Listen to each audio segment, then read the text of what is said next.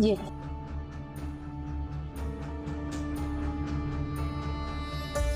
किस लिए? कचहरी का पता है ना तुम्हें?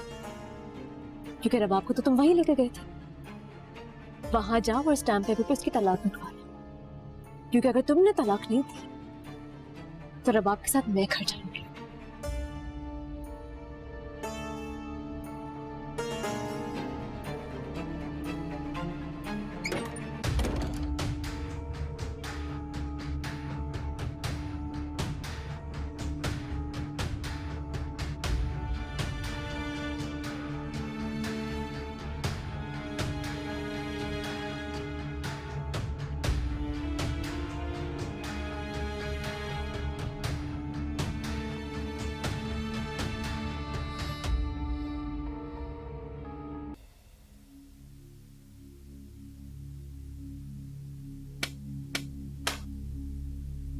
देख लिया नतीजा? देख ली। और मैं अभी यही कहूंगा कि मैंने कोई गलत फैसला नहीं किया। तो फिर तुम्हें इलाज की जरूरत है। यही 500 रुपए लो और जाके डॉक्टर से इलाज करा। असल फजूल बातें मत करो यार। मैंने तुम्हारे कहने पे मैंने घर छोड़ दिया यार। रबाब को घसीट के निकाल दी। रेहान, ये मेरी ख्वाहिश नहीं थी, जरूरत थी। अगर उस वक्त तुम ऐसा ना करते तो इस वक्त हम दोनों अम्मी को ढूंढ रहे होते। लेकिन इस वक्त मैं खुद को ढूंढ रहा हूं यार।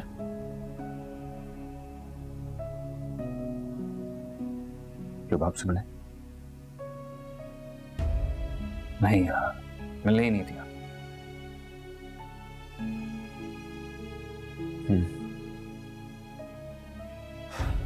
और सबसे बड़ी टेंशन ये है कि कहीं भाभी घर ना आ जाए। कौन सी भाभी यार? कमाल है, सब रिश्ते खत्म हो गए। फैसल, सब कुछ वैसा ही है, कुछ नहीं बदला। सिर्फ गलत फहमियों की धूल है जिसे हम सब ने सच मान लिया है। रेहान, इतना जलील होने के बाद तुम ये कह रहे हो कि सब ठीक है? मैं अपने यकीन से झूठ नहीं बोल सकता। तुम्हारा यकीन तुम्हें धोखा दे रहा है और तुम उससे मुसलसल धोखा खा भी रहे हो। फिर हमें धोखा मत दो। तो और क्या करूं मैं? तुम घर जाओ और घर जाके आराम करो। फैसल, पूरे मोहल्ले को पता चल चुका है तुम्हारा। दुनिया की परवाह खत्म हो गई। अब तो बस मुझे एक ही काम करना है। अगर आज रेहान यहाँ नहीं आया ना तो हम जाएंगे कल उसके घर। मुझे आंटी से बदला लेना और उसके लिए मुझे इस रिश्ते की बैसाखी चाहिए। बाप उनसे बदला वक्त लेगा। हम शायद बहुत कमजोर लोग हैं। वक्त कुछ नहीं करेगा, कुछ भी नहीं। ये वक्त सब कुछ भूल जाता है और इस वक्त पे मुझे एतबार नहीं। ये बदला मैं खुद लूंगी। खुद को मजीद तमाशा बनाने की जरूरत नहीं है रबाब। भाभी, तुमने वो मंजर नहीं देखा जब आंटी की आंखों में खौफ और बेबसी थी? अभी तो खेल शुरू हुआ है।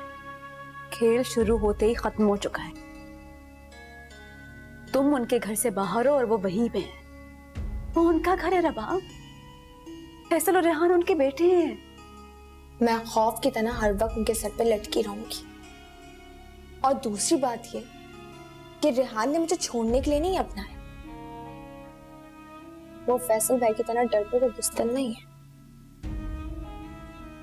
उसने तुम्हें घर से निकाला है, तुम फिर भी उसकी हिमायत कर रही हो। उसने मुझे घर से नहीं निकाला है, बल्कि बचाया है। और वो खुद भी घर से निकला है। लगता है ये रेहान होगा। आप भी अगर रेहान हो तो उसे अंदर आने देना प्लीज। प्लीज आप भी।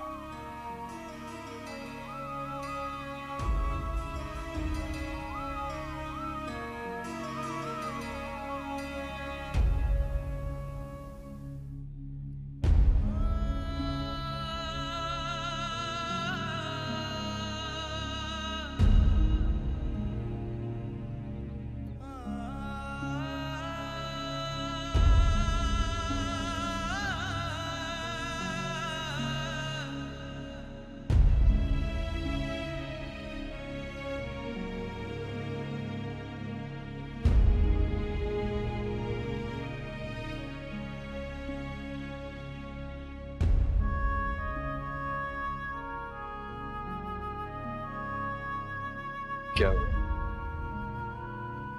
मुझे व्हील चेयर के बगैर देखे हैरान हो। कोई काम था क्या?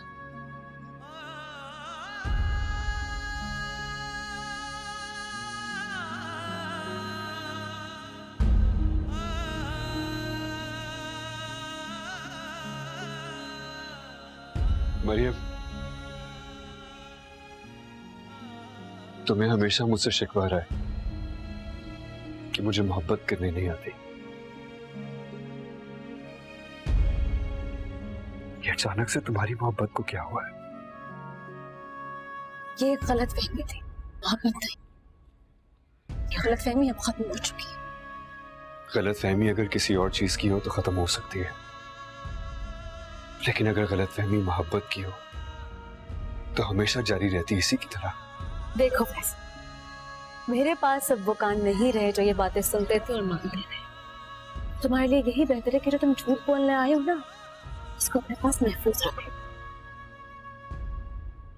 मैंने बड़े बड़े एतबार टूटते देखे हैं मरियम।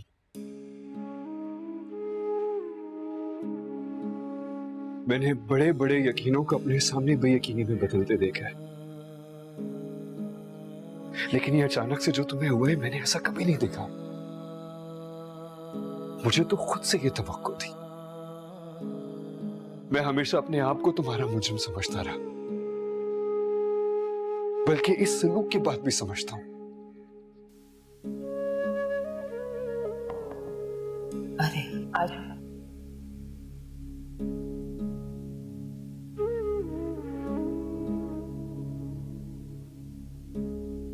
आंटी, इतना कुछ हो गया, बल्कि हो रहा है, और मुझे पता तक नहीं चला।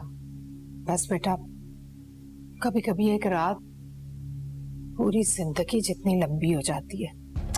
आंटी, एक तो आप हर बात को इतना सीरियसली ले लेती हैं। मेरा बेटा मुझसे दूर हो गया। आंटी, आपको दिख नहीं रहा, वो आपके पास वापस आने के लिए आपसे दूर हुआ है। ऐसी मक्कार लड़कियां मैंने जिंदगी भर नहीं देखी। तुमने उसकी जबान नहीं सुनी। आंटी, जो शख्स खुद को एक्सपोज कर दे, उसका तो हमें थैंक यू करना चाहिए। अब सोचें, अगर वो आपके साथ मीठी बन जाती, आप तो उसके धोखे में आ जाती। नहीं, मैं किसी भी सूरत उन दोनों बहनों पर एतबार नहीं कर सकती थी। वो इंसान जब चेहरे बदलता है ना, तो वो हवा की तरह होता है, नजर आता भी है और नहीं भी, लेकिन फिर हम उसके असर से नहीं बच सकते।